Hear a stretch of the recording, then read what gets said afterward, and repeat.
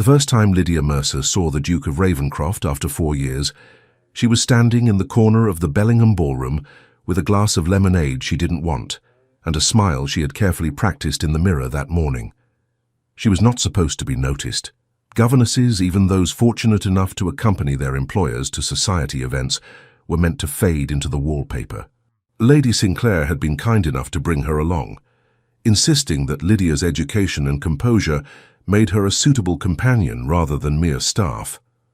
But kindness had limits, and Lydia knew better than to assume she belonged in a room full of silk and diamonds when she wore borrowed satin and her mother's old pearls. She had been managing quite well until she heard his voice. It was deeper than she remembered, or perhaps memory had softened all the edges of him, the way grief softens everything painful until you can bear to look at it again. He was laughing at something Lord Markham had said, and the sound travelled across the ballroom like a knife sliding between her ribs. Lydia's fingers tightened around the glass. She did not turn. She would not turn. She had spent 4 years building a life where she did not turn at the sound of his voice, did not scan crowded rooms for his profile, did not wonder if he ever thought of her in the dark hours before dawn, when the world was quiet enough to hear all the things you'd left unsaid. "Miss Mercer, are you quite well?" Lady Sinclair appeared at her elbow, her expression concerned. "You've gone terribly pale." "I'm perfectly fine, my lady. Perhaps the room is a bit warm. Then let us move closer to the terrace doors. The breeze will do you good." It was the worst possible direction. The terrace doors were near the refreshment table, which was exactly where the Duke of Ravenscroft stood, with his circle of admirers and aristocratic friends. But Lydia could not refuse without explaining why, and there were some stories you did not tell, even to employers as kind as Lady Sinclair. She followed. She kept her eyes down, focused on the painted fan in Lady Sinclair's hand, on the marble floor beneath her feet, on anything except the man whose presence she could feel like heat from a fire even from 15 feet away. They were almost past him, almost safe, almost Miss Lydia Mercer. His voice was not a question, it was recognition, certainty, and something else she refused to name. The ballroom did not fall silent. Life was rarely that dramatic. But the small circle around the Duke paused mid-conversation, and Lady Sinclair stopped walking, and Lydia knew with the sick certainty of experience that she would have to turn now, would have to face him, because ignoring a duke in public was social suicide even for women who had nothing left to lose. She turned. 4 years had been kind to him. He was broader in the shoulders, his face more angular, as though life had carved away everything soft and left only the essential architecture of him. His dark hair was shorter than he used to wear it, and there were faint lines at the corners of his eyes that hadn't been there before, but his eyes, deep blue like storm clouds exactly as she remembered, held the same expression they'd worn the last time she'd seen him. Recognition, hunger, regret, your grace. She curtsied, the movement automatic, her voice steady despite the way her heart was trying to break through her chest. "I did not expect to encounter anyone who might remember me." It was a warning, a request. "Stop this before it begins." He did not stop. "How could I forget?" His voice was quieter now, meant only for her despite the audience. "You disappeared without a word, without a trace." Lady Sinclair's sharp intake of breath told Lydia that the damage was already done. Questions would follow. Questions she could not answer truthfully without destroying the life she had so carefully rebuilt. "I relocated for personal reasons, Your Grace. Surely you understand that not all departures require explanation." She saw the blow land, saw something flicker in his expression before he mastered it. "Of course," he said, but his voice had changed. "Though I confess I searched for you. Perhaps you should have searched harder."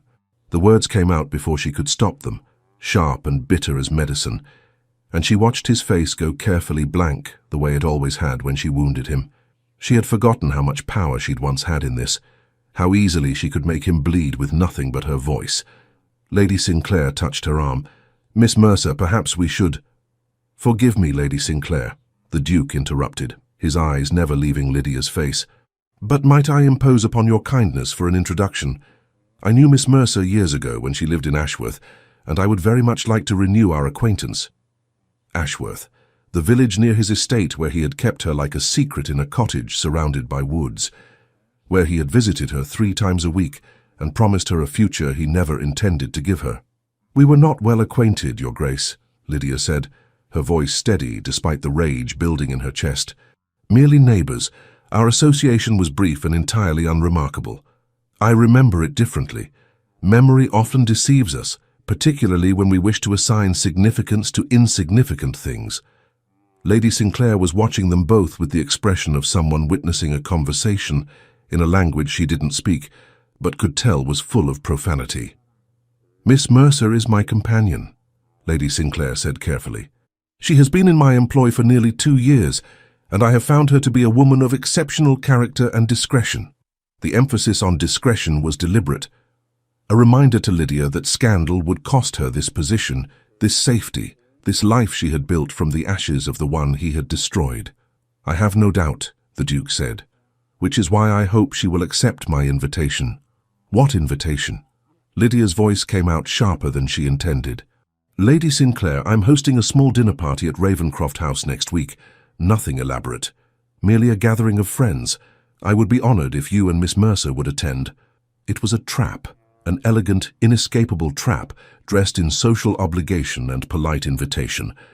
Lady Sinclair could not refuse a duke without giving offense, and Lydia could not refuse Lady Sinclair without losing her position.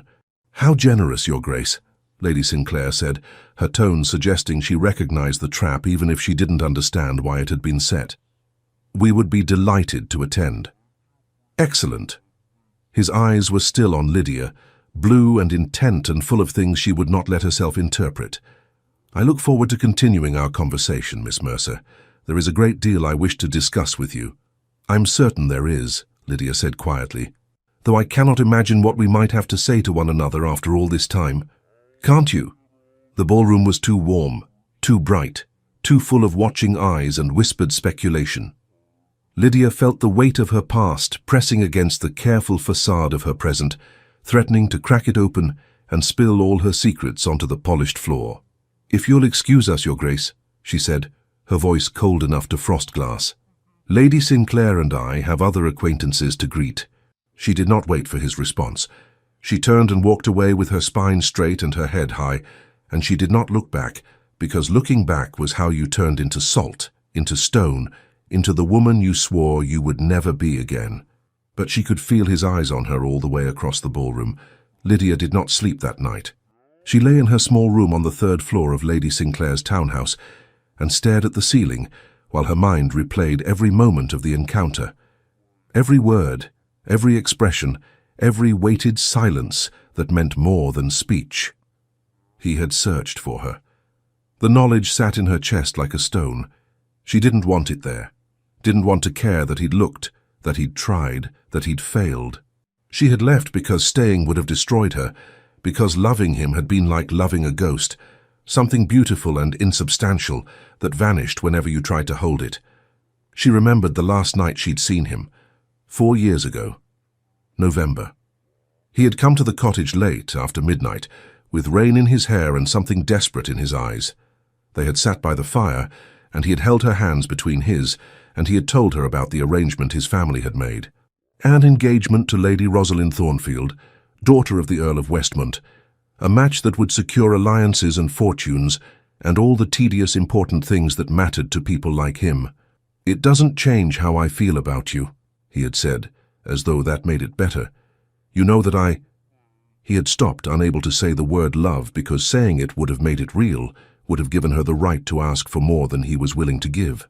"When will you announce it?" she had asked, her voice steady despite the way her world was ending. 3 weeks. After the Thornfield family returns from Scotland. And after you're married? What then? I don't know. He had looked at her with those blue eyes full of misery and want.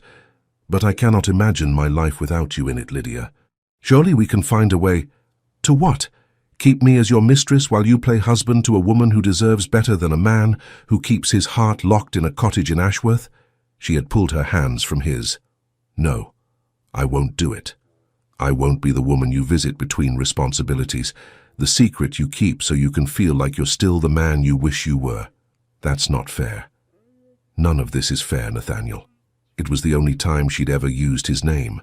He had always been your grace or my lord, even in private, because maintaining the distance had been the only way to survive loving someone you could never truly have. But I will not spend my life loving you from the shadows while you build a real life with someone else. He had left at dawn. She had watched him ride away through the rain, and she had known even then that she would not be there when he came back. She had packed that morning, taken the small amount of money she had saved, left the cottage key on the kitchen table and disappeared before noon.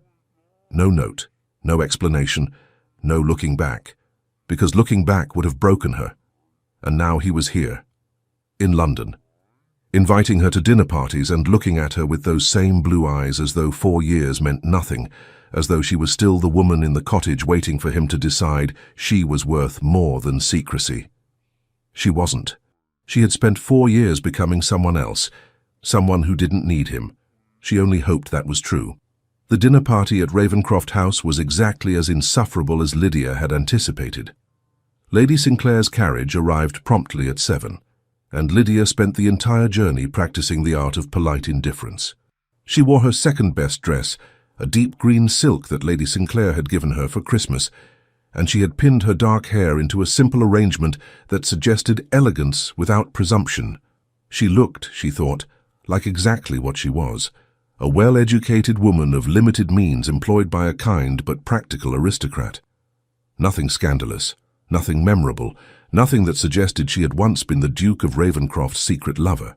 Ravenscroft House was exactly as grand as she remembered from the one time he had described it to her. 3 stories of pale stone, windows blazing with light, a circular drive where carriages deposited guests who laughed and chattered as though gathering for dinner was the most delightful obligation imaginable. "It's quite beautiful, isn't it?" Lady Sinclair said as they climbed the front steps. "Quite," Lydia agreed, her voice neutral. A butler greeted them in the entrance hall. All marble floors and soaring ceilings, and the kind of wealth that didn't need to announce itself because it was simply assumed. They were led through corridors hung with portraits of severe-looking ancestors to a drawing room where other guests had already gathered. The Duke of Ravenscroft stood near the fireplace, deep in conversation with an older gentleman Lydia didn't recognize. He wore black evening clothes that fit him perfectly, and his dark hair caught the firelight as he turned at the sound of new arrivals. His eyes found her immediately. "Lady Sinclair, Miss Mercer." He crossed the room with the easy confidence of a man who owned everything in it. "Thank you for joining us. I trust your journey was pleasant." "Perfectly pleasant, Your Grace," Lady Sinclair said. "Your home is magnificent." "You're very kind." "Miss Mercer, I don't believe you've seen Ravenscroft House before." It was a test, a question meant to determine whether she would admit their past or continue the fiction that they were merely old acquaintances. "I have not, Your Grace. I confess I've never had occasion to visit." "Then you must allow me to show you the gallery after dinner. We have several paintings you might find interesting." "How generous." "Not at all. I am merely eager to renew our friendship." Friendship. As though that was what they'd had. As though 2 years of stolen hours and desperate passion could be reduced to something as bloodless as friendship. "I was not aware we had been friends, Your Grace." She saw the hit land, saw something flicker in his expression. Pain or anger or both. "Then perhaps we should remedy that," he said quietly. "I would very much like to know the woman you've become, Miss Mercer. I suspect she is quite extraordinary." Before Lydia could respond, a woman's voice cut through the room like a blade through silk. "Nathaniel, darling, you're monopolizing Lady Sinclair's companion. How terribly rude of you."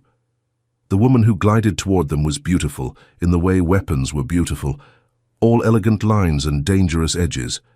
She wore midnight blue velvet and diamonds that caught the light like ice, and her smile was the kind that made you check your pockets to ensure nothing had been stolen. "Catherine," the Duke said, and there was something careful in his tone. "May I introduce Lady Sinclair and her companion, Miss Lydia Mercer. Ladies, this is my sister, Lady Catherine Thorne." Sister. Of course. Lydia should have guessed from the resemblance. The same dark hair, the same elegant bone structure. But where the Duke's eyes held warmth beneath the formality, Lady Catherine's were cold as winter frost. "How delightful," Lady Catherine said.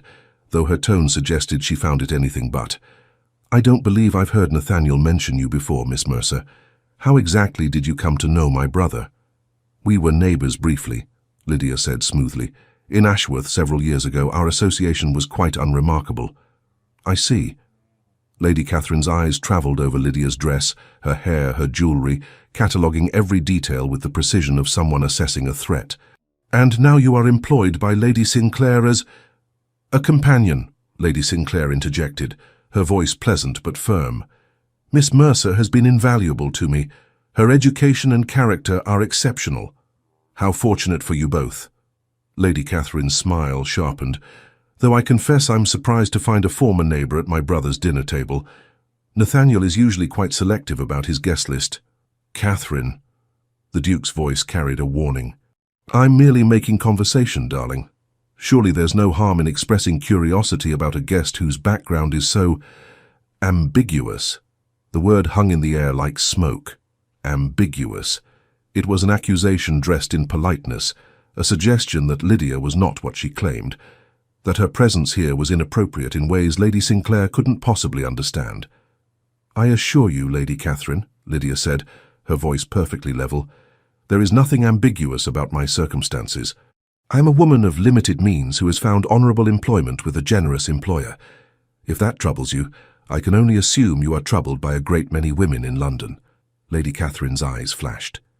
The Duke made a sound that might have been a laugh he'd converted into a cough. "How refreshingly direct," Lady Catherine said, "though I wonder if directness is always wise, particularly for women in delicate positions." "I've found that honesty is considerably less delicate than deception," Lydia replied, "but perhaps we simply have different experiences in that regard." The air between them crackled with unspoken hostility. Lady Sinclair cleared her throat, her discomfort visible. But before she could intervene, the butler announced that dinner was served. "Shall we?" The Duke offered his arm to an older woman Lydia didn't recognize. Proper protocol demanded he escort the highest-ranking female guest, but his eyes remained on Lydia as he left the drawing-room. Lady Catherine moved to walk beside Lydia as they filed toward the dining-room. "A word of advice, Miss Mercer," she said quietly, her voice pitched for Lydia's ears alone. "My brother has a kind heart, but he is also a duke with responsibilities that extend far beyond sentiment. I would hate to see you embarrass yourself by imagining there could ever be anything more than polite acquaintance between you." "Your concern is noted," Lydia said, "though I assure you, I have no such illusions." "Good. Then we understand one another. Perfectly." But as Lydia took her seat at the dinner table, carefully positioned at the far end, well away from the Duke, she felt the weight of Lady Catherine's gaze on her throughout the meal, and she knew with sick certainty that the evening's conflict had only just begun. Dinner was an exercise in carefully maintained composure. Lydia sat between a younger son of an earl, whose name she immediately forgot, and an elderly viscount who spent most of the meal complaining about the declining quality of modern society. She smiled politely, made appropriate responses, and tried to ignore the fact that the Duke of Ravenscroft kept glancing in her direction when he thought no one was watching. Lady Catherine, seated near the Duke, maintained a running commentary of charming anecdotes and subtle barbs. She was exactly the kind of woman who could destroy reputations with nothing but carefully placed words and a knowing look. Lydia had met women like her before, women who wielded social currency like weapons because it was the only power they were permitted to have. "Miss Mercer," Lady Catherine said during a lull in conversation, her voice carrying easily down the table, "Lady Sinclair tells me you've been with her for 2 years. What did you do before that?" The question seemed innocent enough, but Lydia heard the trap in it. Any answer she gave would invite more questions, more scrutiny, more opportunities for her past to collide with her carefully constructed present. "I was employed as a governess in Yorkshire," she said. It was true enough. She'd spent 18 months teaching the children of a merchant family before coming to London. "How industrious. And before Yorkshire?" "Private study. My father left me a small library, and I made good use of it. How fortunate that education can compensate for other disadvantages." The insult was delicate enough that calling it out would make Lydia seem oversensitive, but obvious enough that everyone at the table understood what had been implied, that she was beneath them, that education was all she had to recommend her because birth and fortune had not. Indeed, Lydia said pleasantly, though I found that character matters more than circumstance. Education may be acquired, but integrity is cultivated. Lady Sinclair made a small sound of approval. The Duke's expression had gone carefully neutral, but his knuckles were white where they gripped his wineglass. Quite philosophical, Lady Catherine said, though philosophy is considerably easier to embrace when one has nothing to lose. I disagree, Lydia replied. I think it's considerably harder. Those with nothing to lose have already lost everything. They know exactly what they're protecting when they choose honor over convenience. How dramatic. You speak as though you've suffered great hardship. I speak as someone who has learned that survival requires more than pretty words and proper lineage. The silence that followed was sharp enough to cut. Lady Catherine's smile had frozen into something brittle, and the Duke had set down his glass with enough force to make it clink against the table.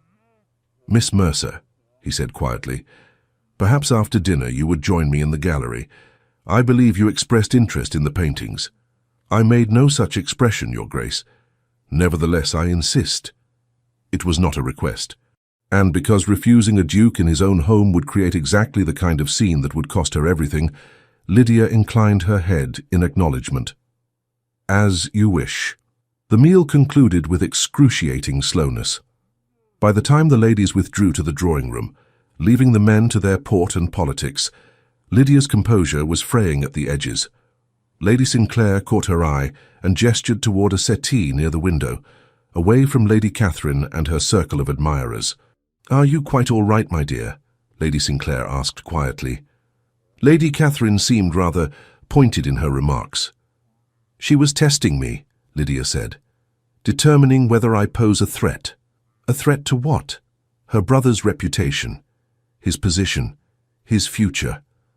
Lydia kept her voice low, aware that they were being watched. "She believes I have designs on him." "Do you?"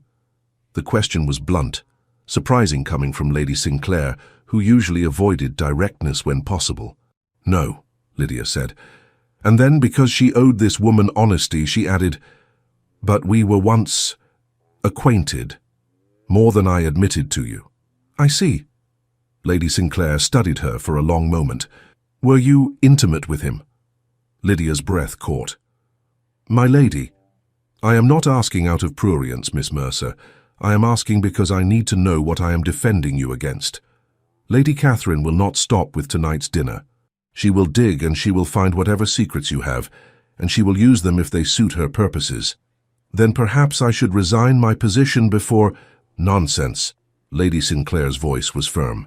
"I have no intention of losing an excellent companion simply because my friend's sister is a territorial harpy. But I do need to know what weapons she might use."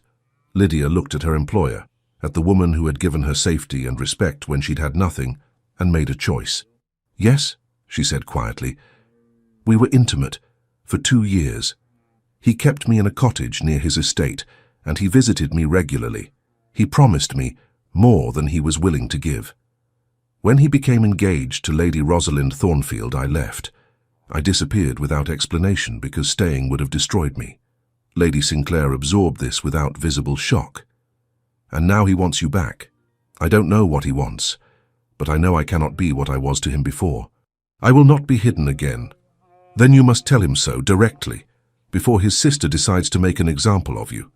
Before Lydia could respond, the men rejoined them, and the Duke crossed the drawing-room with the deliberate purpose of someone who had made up his mind about something. "Miss Mercer," he said, "the gallery." She rose. She had no choice. But as she followed him from the drawing-room, she felt Lady Catherine's eyes on her back like a blade between her shoulder blades. The gallery ran the length of the second floor, its walls lined with portraits and landscapes illuminated by carefully placed sconces. The Duke closed the door behind them, and the sudden quiet felt dangerous. "You don't have to do this," Lydia said, her voice sharper than intended. "You don't have to isolate me in private rooms and pretend you want to show me paintings. If you have something to say, say it." He turned to face her, and in the soft light she could see the exhaustion in his expression, the weight of whatever he'd been carrying for the past 4 years. "I looked for you," he said, "for 6 months. I sent men to Yorkshire, to Bath, to Scotland. I went to the cottage twice a week for a year, thinking perhaps you'd come back. I questioned everyone in Ashworth, but no one knew where you'd gone. It was as though you'd simply vanished. I wanted to vanish, Lydia said. I wanted to disappear so completely that I would stop being the woman who loved you. Something in his face cracked. Did it work? What do you think? I think if it had worked, you wouldn't look at me the way you do now, with fury and pain and... He stepped closer. Tell me you feel nothing. Tell me these 4 years erased what we had, and I will leave you alone. I will never speak to you again beyond what courtesy requires. What we had. Her voice rose despite her efforts to contain it. We had nothing, Nathaniel. We had stolen hours and empty promises, and the constant knowledge that I was a secret you were ashamed to acknowledge. That's not love. That's cowardice. I was trying to protect you. From what? From being seen with you? From having the world know you cared for someone who wasn't highborn enough to be your duchess? She laughed bitterly. You weren't protecting me. You were protecting yourself from the inconvenience of having to choose between your heart and your comfort. That's not fair. None of this is fair. You don't get to invite me here, to trap me in your home with your sister watching like a hawk, and demand I explain why I left. I left because you made me a ghost, Nathaniel. You made me someone who only existed when no one else was looking. And I decided I would rather not exist at all than exist only in your shadow. He was silent for a long moment, his jaw tight with whatever emotion he was fighting to contain. I didn't marry her, he said finally. Lady Rosalind. The engagement was broken before the announcement. Lydia went very still. What? I broke it. 3 days after I told you about the arrangement, I went to her father and told him I couldn't go through with it, that I was committed to someone else. You broke your engagement? Yes. Why? Because I realized I would rather lose everything than lose you, and then I discovered I'd already lost you anyway. The words hit her like a physical blow. She wanted to believe them, wanted to let them matter. But 4 years had taught her that words were cheap, that promises made in private meant nothing if they were never kept in public. You broke your engagement, she said slowly, but you still came to the cottage alone. You still visited me in secret. You still kept me hidden. I was going to tell you.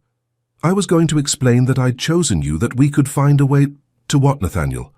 To keep me as your mistress. To install me in a better house, perhaps, but still keep me separate from your real life.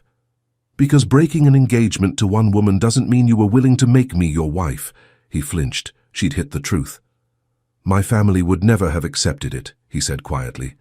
My mother was already horrified that I'd broken the Thornfield match. Catherine was furious. My uncle threatened to cut off my access to the family estates.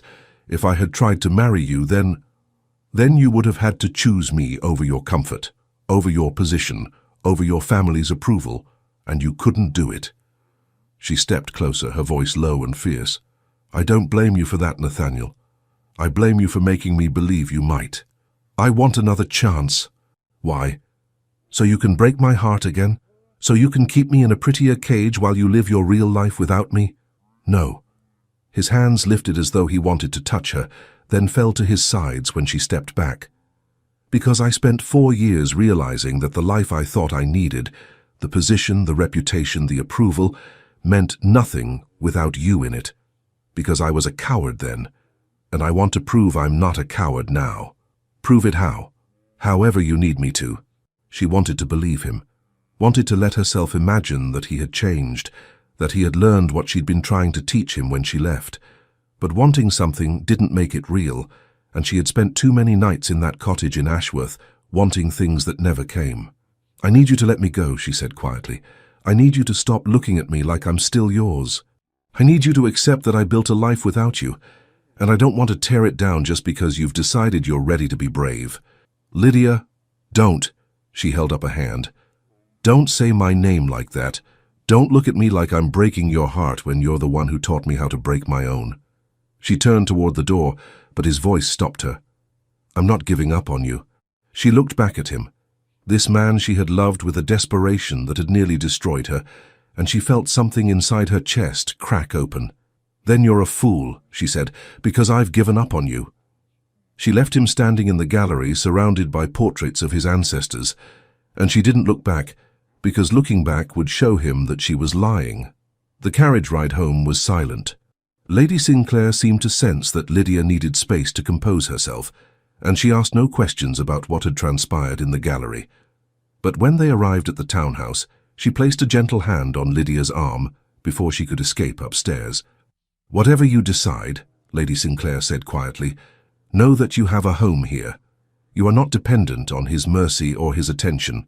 You are my companion, and that position is yours regardless of what history you share with the Duke of Ravenscroft." Lydia's throat tightened. "Thank you, my lady. And Miss Mercer, don't let Lady Catherine frighten you. Women like her have power only because we give it to them. Stand your ground." Lydia nodded, though she wasn't certain she had any ground left to stand on. That night, she lay awake and thought about the way he had looked at her in the gallery, with want and regret, and something that might have been hope if she let herself believe it. She thought about the cottage in Ashworth, about all the nights she'd waited for him by the fire, about the way he'd held her like she was precious, even as he refused to claim her in daylight. She thought about the woman she'd been then, young and foolish, and so desperate to be loved that she'd accepted scraps and called them a feast. She was not that woman anymore, but God help her, she still loved him. The letter arrived 3 days later.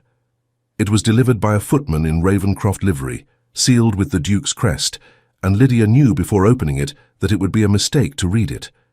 She should burn it unopened, should refuse to acknowledge whatever plea or justification it contained. She read it anyway. "Miss Mercer, I have spent 3 nights trying to write this letter, and I have burned 7 drafts because words fail to capture what I need to say. But cowardice has cost me enough already, so I will attempt honesty even if it is inadequate. You were right about everything. I was a coward. I kept you hidden, because it was easier than fighting for you. I told myself I was protecting you from scandal, when I was really protecting myself from the consequences of loving someone my family would not accept. I promised you things I had no intention of delivering because promising felt like loving, and I was too much of a fool to understand that love demands action, not words. When you disappeared, I told myself you were punishing me, that if I found you, I could explain, could make you understand why I'd made the choices I had. But the truth is that you didn't disappear to punish me. You disappeared to survive me. And I am ashamed that it took me 4 years to understand that. I broke my engagement to Lady Rosalind because I could not marry her while loving you. But breaking an engagement is not the same as fighting for you. I should have come to you that same day, should have told you what I'd done and asked you to build a life with me, consequences be damned. Instead, I told myself I needed time to manage my family, to prepare them, to find the perfect moment. There is no perfect moment. There is only now, and the choice to be brave or to be comfortable. I am trying to choose bravery, even though I am 4 years too late. If you truly want me to leave you alone, I will respect that wish. But if there is any part of you that still cares, not for who I was, but for who I am trying to become, I am asking for a chance to prove that I have learned what you tried to teach me. You deserve to be loved in daylight, loudly, without apology or hesitation. And if you let me, I would like to spend the rest of my life proving that I understand what that means. Yours, if you'll have me." Nathaniel. Lydia read the letter 3 times before she realized she was crying. She wanted to dismiss it as pretty words, as another promise he wouldn't keep. But there was something in the writing, in the way he'd admitted his failures without trying to excuse them, that felt different from the man she'd known 4 years ago. People could change. She had changed. Why couldn't he? But wanting him to have changed and trusting that he had changed were very different things, and trust, once broken, was a delicate thing to rebuild. It required more than letters and confessions. It required proof. She tucked the letter into her desk drawer and tried not to think about it. She failed. The second letter arrived 2 days later, then a third, then a fourth. He didn't plead, didn't demand responses or explanations. Instead, he wrote her the kind of letters she'd dreamed of receiving when she was alone in the cottage. Letters that told her about his days, his thoughts, his regrets. Letters that treated her like someone whose opinion mattered, whose absence left a hole in his life. I attended a dinner at the Westlake estate tonight, one letter read. Lord Westlake spent 20 minutes explaining his plans to modernize his tenants' cottages, and all I could think about was the cottage in Ashworth. How cold it must have been in winter. How isolated. I told myself I was keeping you safe there, but the truth is I was keeping you convenient. Close enough to visit, far enough to hide. I am sorry for that. I am sorry for so many things. Another letter arrived with a pressed violet tucked inside. You told me once that violets were your favorite flower because they grew in places other flowers wouldn't. Stubborn and resilient, you said, and you smiled like you were talking about yourself rather than flowers. I found these growing near the old oak on the east lawn, and I thought of you. I thought of how you survived me when you shouldn't have had to. Lydia kept the letters. She told herself she was keeping them as evidence, as proof of his persistence, so she could show Lady Sinclair if questions arose. But the truth was that she read them before bed each night, memorizing the shape of his handwriting, the rhythm of his words, the vulnerability in his admissions. She didn't write back. Couldn't, because responding would mean deciding, and she wasn't ready to decide anything except that she missed him with an ache that lived in her bones. Lady Catherine made her move 2 weeks after the dinner party. Lydia was shopping with Lady Sinclair in a fashionable district when they encountered Lady Catherine and 2 other women, whose names Lydia didn't know but whose expressions suggested they'd been thoroughly briefed on scandal. Lady Sinclair, what a pleasant surprise, Lady Catherine said, her smile sharp as broken glass. And Miss Mercer, I've been meaning to call on you, but I've been so occupied with preparations for my brother's upcoming house party. You will both be attending, I trust. We received no invitation, Lady Sinclair said carefully. Oh, how strange. I specifically instructed Nathaniel to include you both on the guest list. He's been so distracted lately, her eyes fixed on Lydia with predatory focus. Though I suppose that's understandable given recent revelations. What revelations? Lady Sinclair's voice had gone dangerously quiet. Only that Miss Mercer's past in Ashworth was rather more colourful than she's let on. It seems my brother was quite devoted to a certain resident of that village, a woman he visited regularly, a woman who disappeared rather abruptly when his family made arrangements for a more suitable match. The words dropped like stones into water, sending ripples of whispered speculation through the surrounding shoppers. Lydia felt her face go hot, felt the careful walls she'd built around her reputation begin to crack. I see, Lady Sinclair said, her tone glacial. And you are sharing this speculation publicly because I would hate for you to be deceived, Lady Sinclair. As a friend, I feel obligated to ensure you understand exactly who you've welcomed into your home. How thoughtful. Lady Sinclair's voice could have frozen fire. Allow me to return the favor by ensuring you understand exactly who you're maligning. Miss Mercer's character is beyond reproach. Whatever history she may share with your brother is precisely that, history. And if you continue to spread gossip designed to damage her reputation, you will find yourself unwelcome in my home and my social circle.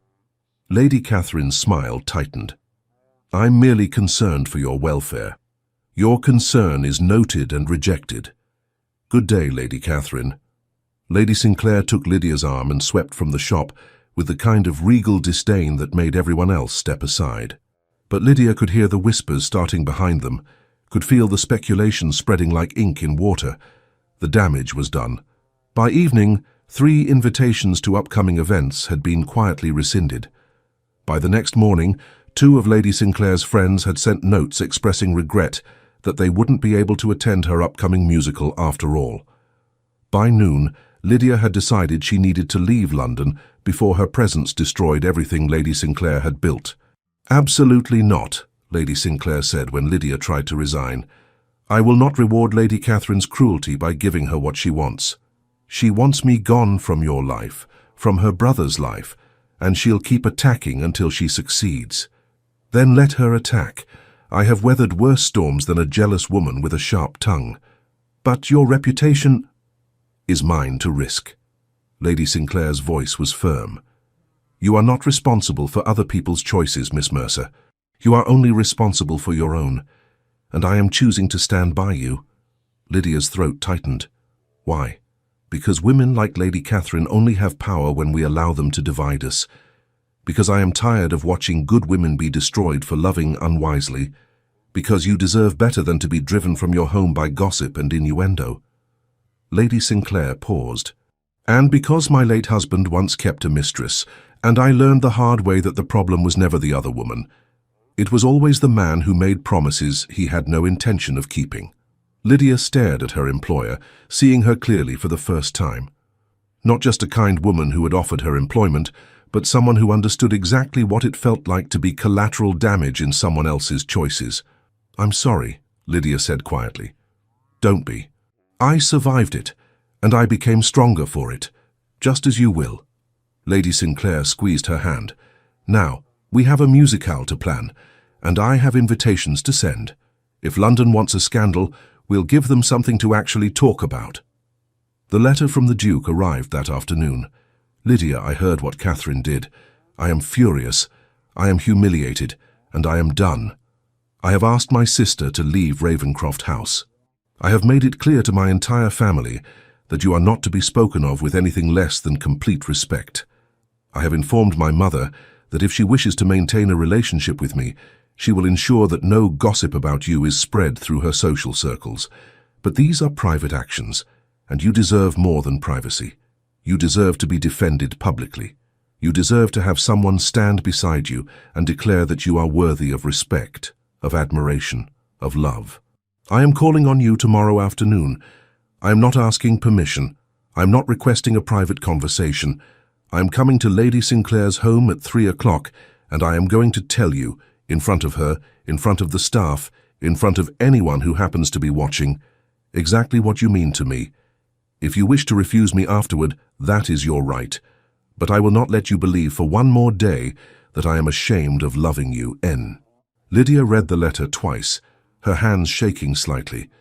He was coming here, to Lady Sinclair's home, in broad daylight, where anyone could see. It was exactly what she'd wanted 4 years ago, what she'd needed him to do before she'd left. But wanting something and being ready for it were not the same thing, because if he came here tomorrow and declared himself publicly, everything would change. She would have to decide whether she believed he'd truly transformed, whether she could trust him with her heart again, whether she was brave enough to risk everything she'd built on the possibility that he'd become the man he should have been all along. She thought about the cottage in Ashworth, about all the nights she'd waited for him to choose her, about the moment she'd realized he never would. She thought about the woman she'd been then, and the woman she'd become since. And she decided that whatever he said tomorrow, she would listen.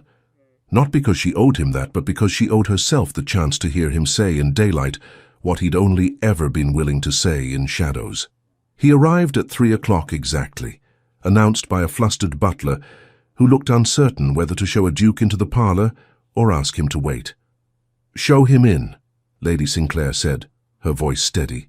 She sat beside Lydia on the settee, a silent show of support that made Lydia want to weep with gratitude.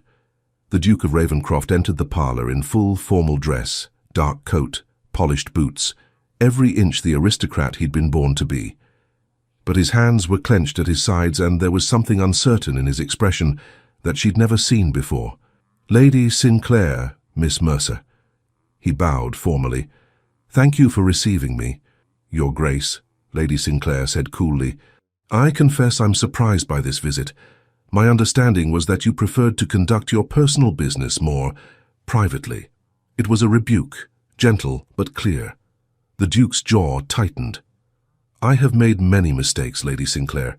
Privacy when public acknowledgement was required being chief among them. I am here to correct that error." "How convenient that you've chosen to correct it now, after your sister has already damaged Miss Mercer's reputation." "Nothing convenient about it. I should have done this 4 years ago." He turned to Lydia, and the intensity in his blue eyes made her chest tight. "I should have stood in the village square in Ashworth and told everyone that I loved you. I should have defied my family's expectations and married you before they could arrange anything else. I should have chosen you loudly, publicly, without hesitation or shame." "But you didn't," Lydia said quietly. "No, and I have spent 4 years regretting that cowardice." He stepped closer, though he made no move to touch her. "I told myself I was protecting you from scandal, but I was protecting myself from consequence. I told myself we could find a way to be together once things settled, but I never actually did the work to make that possible. I kept you hidden because it was easier than fighting, and I am ashamed of that." "Pretty words, Your Grace," Lady Sinclair said. "But words are cheap. What are you willing to do to prove them?" He didn't look away from Lydia. "Whatever she asks." "I don't want you to do something for me," Lydia said, her voice steady despite the way her heart was racing. "I want you to do something because it's right. Because you believe I deserve to be respected, not because I'm demanding it as the price of forgiveness." "You deserve everything," he said simply. "And I am done letting anyone, including my family, suggest otherwise. Even if it costs you. It should cost me. Cowardice always costs someone. I just made certain the cost fell on you rather than me. I won't do that again." Lydia studied him. This man who had broken her heart with kindness, with promises he never kept, with love he only expressed in private. She wanted to believe he'd changed, wanted to trust that he'd learned something in their 4 years apart. But trust was earned, not given. "If I give you another chance," she said slowly, "it won't be the chance you had before. I won't be your secret. I won't be hidden. I won't wait quietly while you decide whether I'm worth fighting for. I know. I won't forgive you just because you've decided to be brave now. You'll have to prove it, consistently, publicly, without expectation of reward." "I understand. And if you fail me again, I will leave. And this time, I won't come back."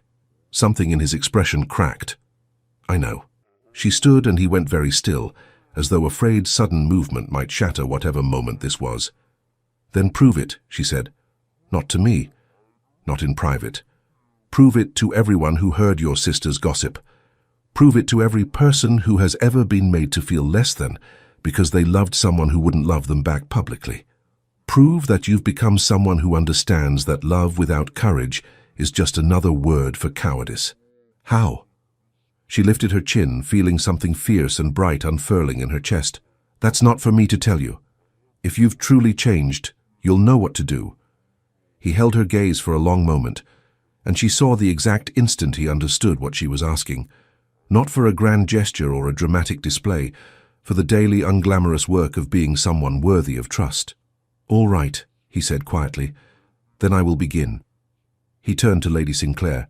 "Lady Sinclair, I am aware that my sister's actions have created difficulties for you and Miss Mercer. I want you to know that I have severed Catherine's access to my social circles and resources. She will no longer be welcome at Ravenscroft House, and I have made it clear to everyone in my family that any further attempts to damage Miss Mercer's reputation will result in permanent estrangement." "A good first step," Lady Sinclair said, "though it would have been a better first step before she'd already struck." "I agree, which is why I have also sent letters to everyone who received Catherine's gossip, clarifying that Miss Mercer is a woman of exceptional character who has been treated abominably by my family. I have made it clear that I hold her in the highest regard, and that anyone who spreads further rumors will be considered my enemy." Lydia's breath caught. Public letters. Actual, irreversible public defense. "You did that?" she asked. "Yesterday, after I heard what Catherine had done, the letters were delivered this morning." He paused. "I am also hosting a ball in 3 weeks. You will both be my guests of honor, not hidden in corners or placed at the far end of dinner tables. You will sit at my right hand, Lady Sinclair, and Miss Mercer beside you, and anyone who has a problem with that arrangement will be asked to leave." "That will destroy your standing," Lady Sinclair said, though there was approval in her voice now. "Then it destroys it. I am finished prioritizing standing over principle." Lydia felt something in her chest loosen just slightly. It wasn't forgiveness, wasn't trust, but it was possibility, the shape of what he might become if he followed through. "All right," she said quietly. "We'll come to your ball." His relief was visible. "Thank you. Don't thank me yet. You have 3 weeks to prove you mean what you say. 3 weeks for society to test you, for your family to pressure you, for all the reasons you found to keep me hidden before to resurface. If you can withstand that, if you can choose me publicly, consistently, without wavering, then maybe we'll talk about what comes next. And if I fail, then you'll have proved I was right to leave." He nodded slowly. Fair enough. Though I should tell you, I don't intend to fail. Everyone intends to succeed, Your Grace. The difference is in what they do when success becomes difficult. Then I will show you what I do when things become difficult. He bowed to them both. Ladies, I will not take any more of your time. But I want you to know, both of you, that I am grateful for your patience, and I will spend however long it takes proving that I deserve it. He left the way he'd come, formal and proper, and every inch the Duke. But Lydia thought she saw something different in the set of his shoulders, the firmness of his stride. She hoped she was right. Well, Lady Sinclair said after the door closed, that was quite the performance. Do you think he meant it? Lydia asked. I think he believes he meant it. Whether he can maintain that belief when it costs him. Lady Sinclair shrugged. Time will tell. But Miss Mercer, for what it's worth, I think you're handling this remarkably well. Most women in your position would have either forgiven him immediately or refused to see him at all. You're making him earn it. That takes strength. Or stubbornness, Lydia said. In my experience, they're often the same thing. The letters from the Duke's public defense arrived over the next 2 days in a steady stream of responses. Some were supportive, praising his integrity and expressing regret for having believed gossip. Others were coldly formal, withdrawing invitations or ending associations that had been maintained for years. Lady Sinclair read them aloud over breakfast, her tone sardonic. Lord Harrington regrets to inform you that he will be unable to attend your upcoming ball due to prior commitments. How convenient that he only just remembered these commitments. She set the letter aside. Though Lady Fairmont writes that she's always admired your courage and looks forward to meeting Miss Mercer properly at the ball. So you haven't lost everyone. He's losing enough, Lydia said quietly, staring at the pile of rejections. He's losing people who value propriety over principle. Good riddance to them. Lady Sinclair poured more tea. Though I confess I'm curious to see how he handles the pressure. 3 weeks is a long time to maintain conviction when the costs keep mounting. Lydia was curious too, and terrified. Because part of her wanted him to succeed, wanted to believe he'd truly changed. But another part, the part that still remembered how it felt to wait in that cottage while he lived his real life elsewhere, expected him to break. Expected him to realize that choosing her publicly cost more than he was willing to pay. The first test came 5 days later. Lydia was walking through Hyde Park with Lady Sinclair when they encountered the Duke of Ravenscroft with a group of men she recognized as his closest friends. He saw her immediately, and rather than offering a polite nod and moving on, which would have been the socially appropriate response, he excused himself from his companions and crossed directly to them. Lady Sinclair, Miss Mercer, he bowed. What a pleasant surprise. Your Grace, Lady Sinclair said, her tone carefully neutral. I was just telling Lord Ashworth about the preparations for the ball. Miss Mercer, you'll be pleased to know that I've arranged for the Bellingham Orchestra. I remembered you once mentioned enjoying their performance at the village festival in Ashworth. It was a small detail, insignificant to anyone overhearing. But Lydia remembered that conversation, remembered telling him about the festival while they sat by the fire in the cottage, remembered the way he'd listened like her words mattered. He'd remembered, and he was mentioning it publicly, connecting them, acknowledging their shared history. How thoughtful, she said quietly. Would you both join me for a turn around the Serpentine? I'd welcome the company if you're not otherwise engaged. It was a test, walking publicly with them in broad daylight where everyone could see. Lady Sinclair glanced at Lydia, giving her the choice. We'd be delighted, Your Grace, Lydia said. They walked 3 abreast, the Duke in the middle, and Lydia could feel the weight of eyes on them. Whispers followed in their wake. She saw Lady Catherine's friend Mrs. Bellingham watching from a distance, her expression scandalized. She saw other women turn away deliberately, cutting them. The Duke seemed to notice none of it. He spoke easily about the upcoming ball, about changes he was making to the estate in Ashworth, about a book he'd recently read that he thought Lydia might enjoy. He treated her like an equal, like someone whose opinion mattered, like she had every right to walk beside him in public. When they finally parted, Lady Sinclair waited until they were out of earshot before speaking. Well, that was certainly a statement. Do you think it was genuine? Lydia asked. Or performance? I think it was both. He's performing courage until it becomes genuine, which is, frankly, how most virtues are developed. Lady Sinclair squeezed her arm. But he's trying. That counts for something. Lydia hoped she was right.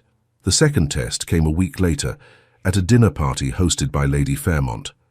Lydia had been nervous about attending, uncertain whether the invitation was genuine or merely polite obligation. But Lady Fairmont greeted them warmly and seated Lydia beside the Duke at dinner, a placement that would have been shocking 3 weeks ago, but now seemed deliberate. The Duke arrived late, looking harried. He took his seat beside Lydia with an apologetic smile. "Forgive me," he said quietly. "Family crisis. Your mother," Lydia guessed, "and my uncle, and 3 cousins who felt compelled to share their opinions about my choices." His voice was dry. "Apparently defending you publicly makes me a disappointment to the family legacy. You could still change your mind," Lydia said, watching him carefully. "Tell them you were temporarily mad. Smooth things over." He looked at her with something that might have been amusement, or might have been exhaustion. "Is that what you think I should do?" "I think you should do whatever you can live with. Then I'll keep disappointing my family. I've discovered I can live with their disapproval considerably better than I can live with my own cowardice." Before Lydia could respond, Lady Catherine's name was mentioned by someone across the table. "I heard she's been staying with the Dowager Countess of Millbrook," Mrs. Winters said. "Apparently her brother asked her to leave Ravenscroft House after some unpleasantness." The table went quiet. Everyone looked at the Duke, waiting to see how he would respond. "My sister made choices I could not support," he said clearly, his voice carrying. "She attempted to damage the reputation of someone I hold in high regard. I made it clear that such behavior would not be tolerated in my home or my family." "How extraordinary," Lord Fairmont said, though his tone suggested admiration rather than criticism. "Family loyalty is important, but I suppose principle must occasionally supersede it." "I've found that family loyalty means very little if it requires you to abandon your principles," the Duke replied. "My sister chose to attack someone who couldn't defend herself publicly. I chose to defend her. I'd make the same choice again." His hand brushed Lydia's under the table so briefly she might have imagined it, but she felt the warmth of it, the reassurance. The conversation moved on, but Lydia sat very still, processing what had just happened. He'd defended her publicly. Again. In front of people who mattered, whose opinions shaped society. He'd chosen her over his sister, over family unity, over the path of least resistance. It still wasn't enough. Not yet. But it was more than he'd done 4 years ago. After dinner, as guests gathered in the drawing room, the Duke found her near the window. "You're wondering if I'll keep doing this," he said quietly. "Defending you, choosing you publicly. Yes, I will, even when it costs me, especially when it costs me, because the cost is proof that it matters." "Pretty words again, Your Grace. Then let me prove them with action." He paused. "There's something I need to tell you. Something I should have told you 4 years ago." "What?" "I love you. Not the way I loved you then, desperately and selfishly and in secret. I love you the way you deserve to be loved all along, proudly, without reservation, without shame." The words hit her like a physical blow. She'd wanted to hear them for so long, had imagined them so many times in the cottage in Ashworth, but now that he was finally saying them, here, where anyone could overhear, she found herself afraid of what they meant. "You don't have to say anything," he continued. "I'm not asking you to reciprocate. I'm not asking you for anything except the chance to keep proving that I've learned what you tried to teach me. That love without courage isn't love at all." "Nathaniel, 3 more weeks," he said. "Give me 3 more weeks to show you that I can withstand pressure, that I can maintain conviction even when everyone tells me I'm wrong. And then, if you still don't believe me, I'll accept that and leave you in peace. And if I do believe you, then we'll figure out what comes next. Together." She wanted to believe him, wanted to let herself imagine a future where they stood beside each other in daylight, where loving him didn't require hiding who she was. But trust was built through consistency, not declarations, and 3 weeks wasn't very long to prove transformation. "All right," she said. 3 more weeks. The next 2 weeks tested him in ways Lydia hadn't anticipated. His mother arrived at Ravenscroft House and demanded he reconcile with Lady Catherine. He refused. His uncle threatened to challenge his claim to certain family properties. He consulted lawyers. 3 of his oldest friends stopped speaking to him after he refused to dismiss his defense of Lydia as a temporary lapse in judgment. Each time he chose her, publicly, clearly, without wavering. And each time Lydia felt the walls around her heart crack a little more. Lady Sinclair watched the progression with something like satisfaction. "He's actually doing it," she said one morning, reading yet another letter from someone cutting ties with the Duke. "He's burning his bridges and choosing you anyway." "He's destroying his life," Lydia said quietly.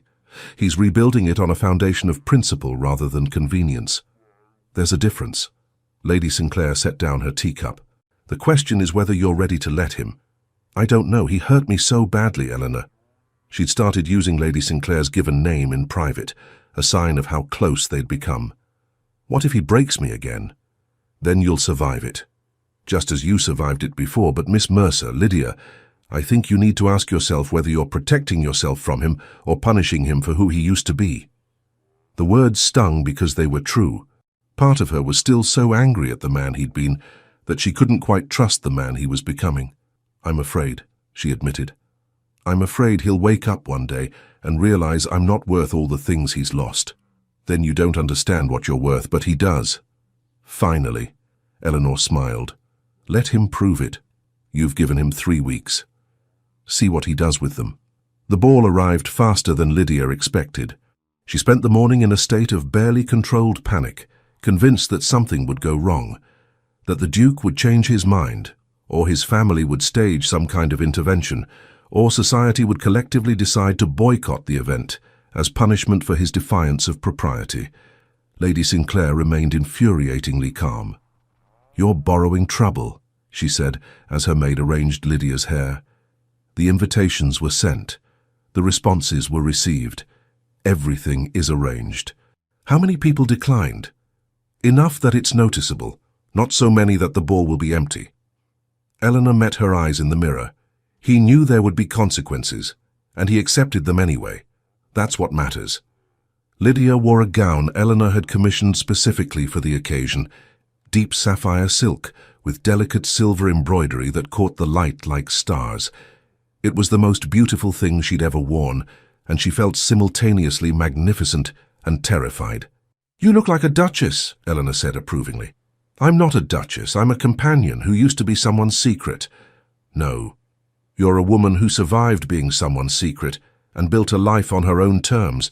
That's considerably more impressive than being born into a title." They arrived at Ravenscroft House precisely on time. The circular drive was full of carriages, and light blazed from every window. The Duke stood at the entrance greeting guests, and when he saw them, his entire face transformed. He came down the steps to meet them personally, which was highly irregular and probably scandalous, and exactly the kind of public gesture Lydia had needed from him 4 years ago.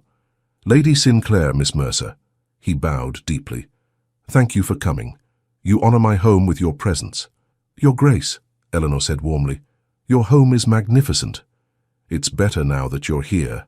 But his eyes were on Lydia, blue and intent and full of something that made her chest tight. "Miss Mercer, you look extraordinary." "You're very kind." "I'm very honest." He offered his arm. "May I escort you inside? I have someone I'd like you to meet." Lydia glanced at Eleanor, who nodded encouragingly. She placed her hand on his arm, feeling the solid warmth of him through the fabric of his coat, and let him lead her into the ballroom. It was breathtaking. Chandeliers hung from the ceiling like captured stars, and flowers were everywhere. Roses and peonies, and, in the centerpieces, violets. Her violets. He'd remembered. But it wasn't the beauty of the ballroom that made her stop breathing. It was the fact that he led her directly to the center of the room, where everyone could see them, and introduced her to his mother. The Dowager Duchess of Ravenscroft was an elegant woman in her 60s with steel-grey hair and eyes that assessed Lydia with the precision of a jeweler examining a stone for flaws. "Mother," the Duke said quietly, "I'd like you to meet Miss Lydia Mercer." "Lydia, my mother, the Dowager Duchess." "Your Grace." Lydia curtsied, her heart hammering. The dowager studied her for a long moment that felt like an eternity. Then, incredibly, she smiled. "Miss Mercer, my son has told me a great deal about you. I understand I owe you an apology for my family's behavior." Lydia's mind went blank. My daughter's actions were reprehensible. My own resistance to Nathaniel's choices was rooted in concern for his position, but I realize now that I was more concerned with appearances than with his happiness." The dowager's voice was formal but sincere. "I hope you will accept my apology and give us the opportunity to know you properly." It was the last thing Lydia had expected. She looked at the Duke, who was watching his mother with an expression of surprised gratitude. "That's very generous, Your Grace," Lydia managed. "It's practical. My son has made his choice clear. I can either accept that with grace or lose him entirely. I choose grace." The dowager nodded toward the dance floor. "I believe the orchestra is preparing to begin. You should claim your dance before someone else does." The Duke's hand tightened on Lydia's arm. "Shall we?" Lydia nodded, not trusting her voice. He led her onto the dance floor as the music began, a waltz, traditional and romantic, and exactly the kind of dance that required them to stand close and maintain eye contact for the duration. As they took their positions, Lydia realized that everyone was watching them, speculating, judging. "They're staring," she murmured. "Let them stare. I've spent 4 years caring too much about what people think. I'm done." His hand settled at her waist, warm and steady. "All that matters now is whether you believe me." "I want to. But you're afraid." "Terrified." "So am I." He smiled slightly. "I'm terrified I'll fail you again. That I'll revert to the coward I was when it becomes difficult. That you'll realize I'm not worth the risk." "You're worth it," she said before she could stop herself. "You've always been worth it. That was never the problem." "What was the problem?"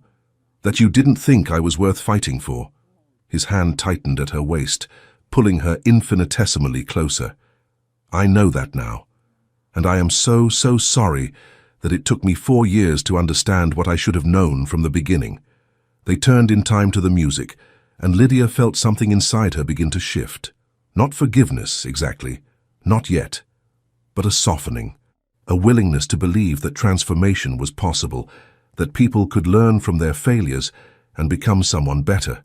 "The last 3 weeks," she said quietly, "watching you lose friends and defy your family and stand beside me even when it cost you, that meant something.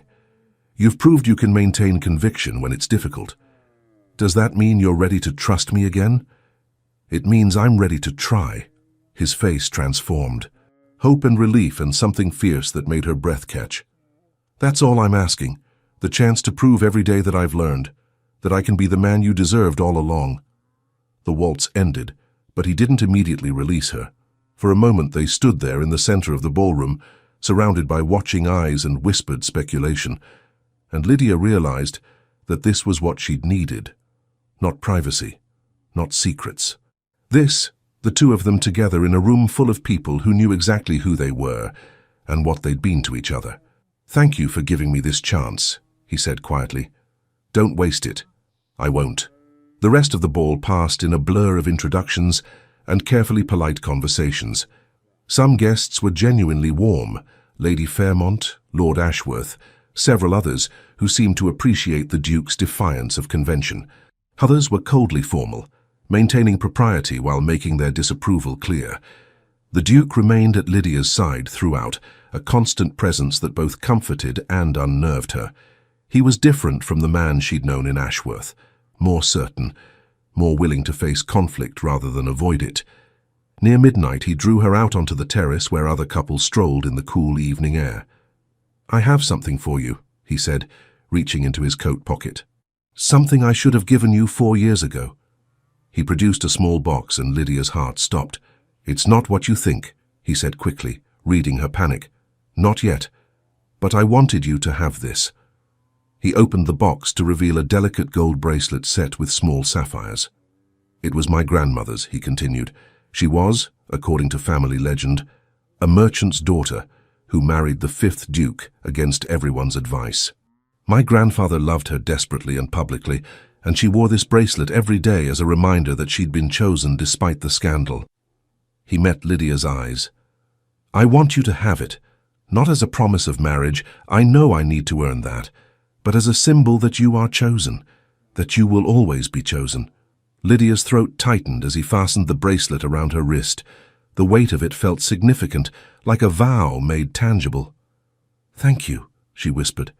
"No, thank you, for giving me another chance, for surviving me when you shouldn't have had to, for becoming someone so extraordinary that I couldn't forget you even when it would have been easier to try." Nathaniel, "I love you, Lydia Mercer. I love you loudly and publicly and without reservation, and I will spend however long it takes proving that I understand what that means." "I love you too," she said, the words spilling out before she could contain them. "I tried not to. I tried to hate you, to forget you, to become someone who didn't need you, but I couldn't. You were always there in every choice I made, every wall I built, every moment I convinced myself I was better off alone." He cupped her face in his hands, his thumbs brushing away tears she hadn't realized she was crying. "I don't deserve you," he said quietly, "but I will spend the rest of my life trying to become someone who does." "You already are," she said. "You just had to learn it." He kissed her then, not the desperate, hidden kisses they'd shared in Ashworth, but something softer and deeper. A promise. A beginning. When they finally pulled apart, Lydia rested her forehead against his and breathed in the reality of him. "What happens now?" she asked. "Now we figure out the rest together, slowly, publicly, without hiding." He smiled. "And I court you properly. With flowers and terrible poetry and respectable chaperones. I want to do everything we should have done before. I'd like that." They stood there on the terrace while the ball continued inside, and for the first time in 4 years, Lydia let herself imagine a future where loving him didn't require hiding who she was. The weeks following the ball were strange and wonderful, and occasionally terrifying. The Duke courted her exactly as he'd promised, properly, publicly, with all the traditional rituals they'd skipped before. He called on her at Lady Sinclair's home at appropriate hours, bringing flowers and books he thought she'd enjoy. He escorted her to dinners and musical evenings and walks through Hyde Park, where everyone could see them together. Society's response was mixed. Some accepted the relationship with varying degrees of enthusiasm. Others remained coldly disapproving. But gradually, as weeks turned to months, the scandal faded into background noise. They became a known quantity, the Duke of Ravenscroft and his unconventional choice, and eventually even the most rigid members of the ton found something else to talk about. Lady Catherine remained in exile, though Lydia heard through Eleanor that she'd married a Scottish baron and moved north. The Duke's mother became, if not warm, at least consistently polite. And slowly, painfully, the wounds of the past began to heal. But there were still difficult moments. 3 months after the ball, Lydia woke from a nightmare about the cottage in Ashworth, about waiting for him while he lived his real life elsewhere, about the moment she'd realized he would never choose her. She found Eleanor in the morning room, and before she could stop herself, the whole story came tumbling out. "What if he's only doing this because I left?" she asked, her voice shaking. "What if he doesn't actually want me? He just wants to prove he's changed." "Then you have a choice to make," Eleanor said gently. "You can continue punishing yourself for trusting him, or you can decide that transformation is real, that people can learn, that he's proved through consistent action over months that he understands what he did wrong and has changed. But how do I know?" "You don't. Trust always requires a leap of faith. But Lydia, he's done everything you asked. He's defended you publicly, cost himself friendships and family relationships, stood beside you even when it was difficult. At some point, you have to decide whether you're going to believe the evidence of his actions or continue assuming he'll revert to who he was." "I'm afraid," Lydia whispered. "I know. But staying afraid forever isn't protecting you. It's just a different kind of prison." The words stayed with Lydia for days, echoing in her mind during quiet moments. Eleanor was right. She'd spent so long protecting herself from being hurt again that she'd built walls that kept out not just pain but possibility. She thought about the Duke, about the man he was now versus the man he'd been, about the way he looked at her in public without shame or hesitation, about the patient steadiness with which he'd endured her doubts and fears without demanding she move faster than she was ready. He'd changed. She knew it in her bones. The question was whether she was brave enough to trust it. 6 months after the ball, the Duke took her back to Ashworth. Lydia hadn't been certain she wanted to go. The cottage held too many difficult memories, but he'd insisted there was something he needed to show her. They travelled with Eleanor as chaperone, though the entire village seemed to know exactly who Lydia was and why she'd left. The whispers followed them everywhere, curious and occasionally disapproving. The Duke ignored all of it. He took her to the cottage first, and Lydia's chest tightened as she saw it again.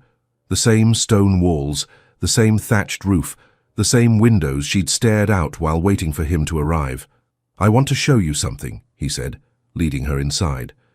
The cottage was exactly as she'd left it. Furniture arranged the same way, books still on the shelves, even the blanket she'd folded over the back of the chair before leaving. But there was something new on the kitchen table, a key and a deed. "I bought the cottage," he said quietly.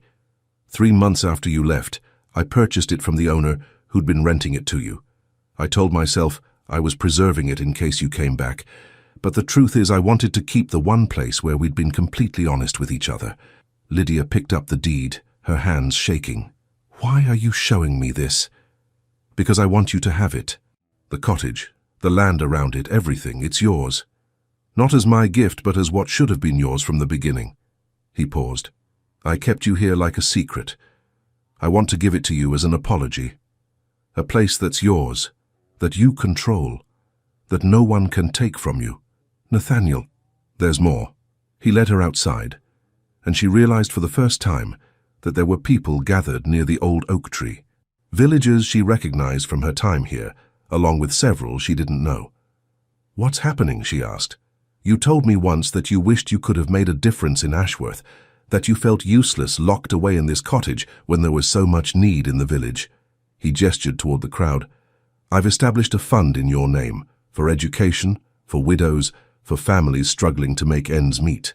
You'll administer it. You'll decide who receives help and how much. This is your work if you want it, your purpose." Lydia stared at him, overwhelmed. "You did this? I did this because you deserve to be more than ornamental, because the woman I kept hidden in that cottage had so much to offer, and I was too blind to see it." His voice roughened. "I can't give you back the time I wasted, but I can give you the future you should have had all along." One of the villagers, Mrs. Hammond, who ran the bakery, stepped forward. "Miss Mercer, we remember you. Remember how you taught my Sarah her letters when no one else would. Remember your kindness." She smiled. "We're glad you came back. We're glad His Grace finally had the sense to choose you properly." Other voices joined hers, sharing stories Lydia had forgotten or hadn't known had mattered. Small kindnesses she'd shown during her time here, moments she'd thought insignificant that had left lasting impact. "You were never just the woman in the cottage," the Duke said quietly. "You were someone who mattered, who made a difference, and I was a fool not to see it." Lydia's eyes burned with tears. "You really have changed. I've learned. There's a difference." He took her hands. "I learned that loving someone means seeing them completely, celebrating them publicly, building a life together rather than keeping them separate. I learned that you are extraordinary, and I was lucky to be loved by you, and I will spend the rest of my life trying to deserve that luck." "You already do," she whispered. "Then will you let me prove it? Every day for the rest of our lives?" It wasn't a proposal, not yet.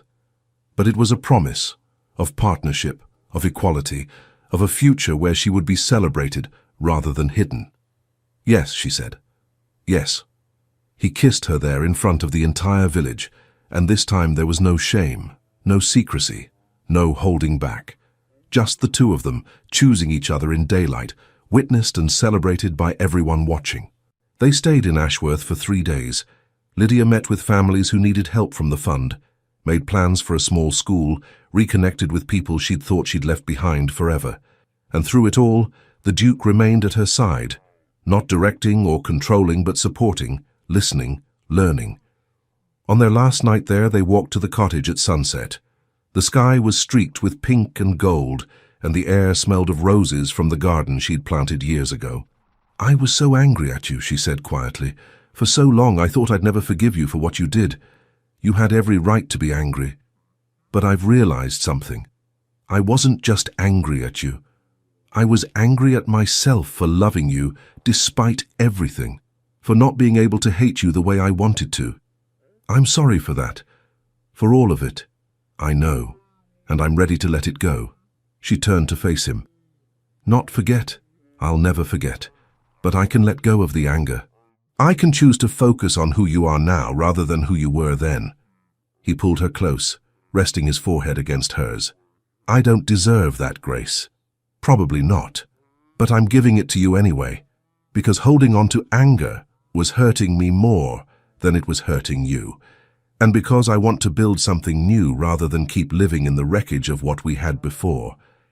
I love you, he said, more than I knew it was possible to love someone. And I will spend the rest of my life proving it. I believe you, she said, and she did. 9 months after the ball, Lady Catherine sent a letter. It arrived at Ravenscroft House, where Lydia was having tea with the Duke and his mother.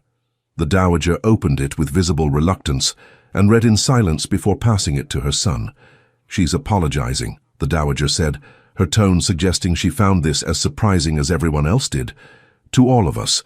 Apparently her new husband has made her reflect on her behavior. The Duke read the letter carefully, his expression unreadable. Then he handed it to Lydia. Dear Nathaniel, I have spent these past months in Scotland reflecting on my actions, and I have come to realize that I was profoundly wrong. I attacked Miss Mercer not because she was unworthy, but because I was afraid of losing my influence over you. I was afraid of change, of having to acknowledge that my understanding of what our family needed was incomplete. I spread gossip and used my social position to wound someone who had done nothing to deserve it. I put my comfort above your happiness, and I am ashamed of that. I do not expect forgiveness, but I wanted you to know that I understand now what I did not understand then, that love requires more than propriety, that sometimes the right choice is the difficult one, that Miss Mercer is not a threat to our family. She is someone who makes you better. I hope someday we can reconcile, but I will understand if that is not possible. Your sister, Catherine Lydia, read the letter twice, processing the apology. It felt sincere, though whether Catherine had truly changed or simply learned to recognize when she'd lost remained unclear. What do you think? The Duke asked quietly. I think people can surprise you, Lydia said. I think transformation is possible, even for people who seem set in their ways. She paused. But I also think reconciliation takes time. That forgiveness doesn't mean immediately restoring everything to how it was before. Wise words, the Dowager said. I will write to Catherine and let her know that while I appreciate her apology, she will need to demonstrate through consistent action that she has truly changed before she is welcomed back into this family's inner circle. The Duke squeezed Lydia's hand under the table. Thank you for being generous even when you had every right not to be. I learned it from you, she said. You taught me that people can change, that past mistakes don't have to define future possibilities. We taught each other, he replied. A year after the ball, the Duke took Lydia to the gallery at Ravenscroft House, the same gallery where she'd confronted him on the night of the dinner party. But this time the space felt different, less fraught with painful history, more full of possibility. I've been thinking about something, he said as they walked past portraits of his ancestors. About the future, about what comes next. What have you been thinking? He stopped in front of a painting of his grandmother, the one who had married the 5th Duke despite scandal, who had worn the sapphire bracelet Lydia now wore every day. I've been thinking that I want to be like them, he said quietly. Like my grandparents, who chose each other despite convention, who built a life based on love rather than expectation, who proved that sometimes the right choice is the unconventional one. Lydia's heart began to race. Nathaniel, let me finish. He turned to face her, taking both her hands. I've spent a year proving to you that I've changed, that I understand what I did wrong, and have become someone different, someone better, and I hope I've succeeded in that. You have, she whispered. Then I want to ask you something, not because I think I deserve you, but because I can't imagine spending the rest of my life with anyone else. He dropped to one knee, and Lydia's breath caught. Lydia Mercer, will you marry me? Will you let me spend the rest of my life proving every day that you were worth fighting for? That you are worth celebrating, defending, loving loudly and publicly, and without reservation? Tears blurred her vision. She thought about the cottage in Ashworth, about all the nights she'd waited for him to choose her. She thought about the woman she'd been then, desperate for scraps of affection, willing to accept being hidden because she'd thought that was all she deserved. She thought about the woman she'd become, someone who knew her worth, who refused to settle for less than she deserved, who had built a life on her own terms. And she thought about this man kneeling before her, who had torn apart his comfortable life to become someone worthy of her trust, who had learned what she'd tried to teach him, who had proved through consistent action over more than a year that transformation was real. "Yes," she said, her voice breaking. "Yes, I'll marry you." He stood and kissed her, and this time there was no hesitation, no shadow of the past between them. Just the two of them choosing each other freely, without shame or secrecy or anything but love. "I promise you," he said against her lips, "that you will never be a secret again. That everyone will know you are mine and I am yours. That I will defend you, celebrate you, stand beside you in every challenge that comes." "I know," she said. "You've already proved it."